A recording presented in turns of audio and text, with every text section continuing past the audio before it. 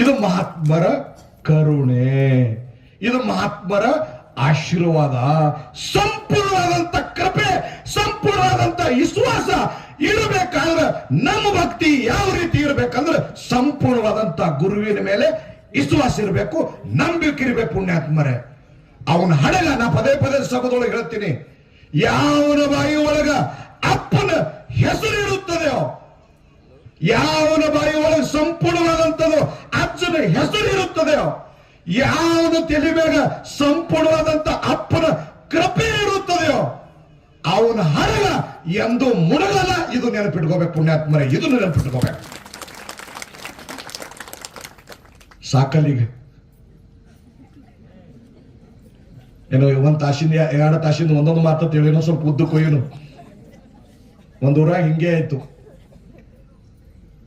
ಕೈಯಾಗ ಮನಗಣ ಚಂಪು ಕೊಂಡು ಹಿಡ್ದಾನ, ಪೆಂಡಲ್ಲಿ ಸ್ಟೇಜ್ ಮುಂದೆ ಸುತ್ತ ಹಾಕಲ್ಕತ್ತಾನ. ನಾಂದೆ ಒಂದ್ ತಾಸ ಐತಿ ಸುತ್ತ ಹಾಕತ್ತಾನ. ಯಾರಿರ್ಬೇಕಿದ್ರೊಳಗ